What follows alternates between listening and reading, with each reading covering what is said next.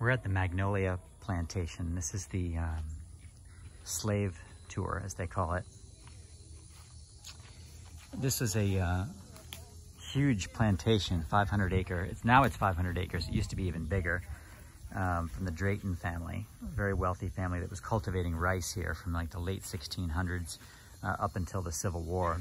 And they told us in the tour that by 1760, I believe it was, this family had 183 slaves, and they lived in 11 cabins. Now there's 4 of them that are still left. And these cabins, the 4 that are remained here, were built in 1850. And each one, the 4 that are left here, they represent different time periods. This one, first one I'm going to show you, is represents the Reconstruction era, which was after the Civil War, obviously. Believe it or not, there were about 30 former slaves who continued to live here until 1990, descendants of slaves, I should say.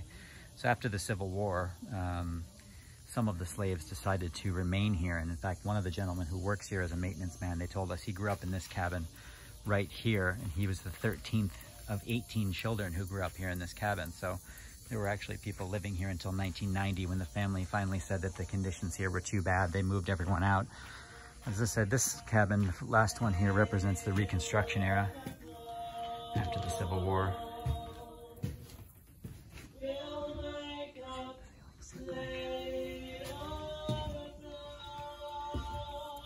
They said that very few of the slaves here escaped. It was too difficult. Too far a distance to get to Florida, which was controlled by the Spanish up until I believe it was the 1820s, 1830s.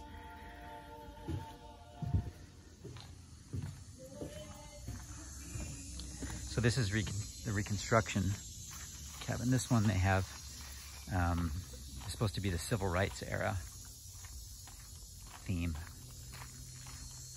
The next one is the Jim Crow era, and the last one is the original one that still has the original roof on it from, I guess, about 1850 or so.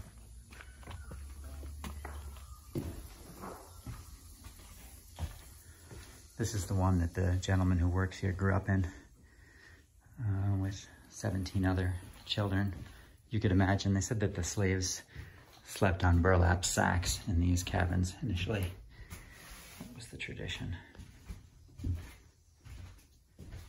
You can see that this place is falling apart.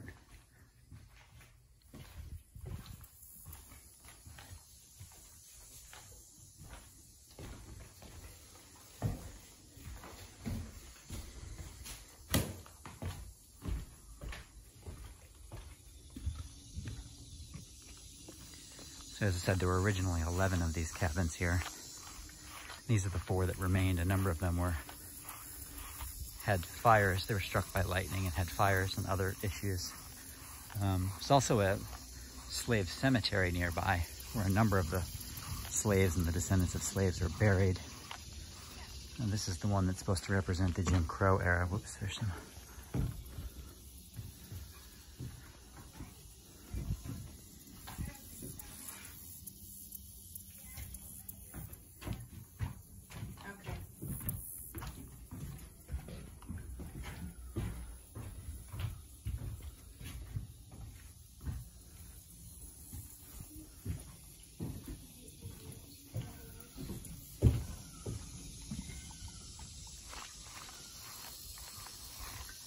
This is the original cabin with shingle roof.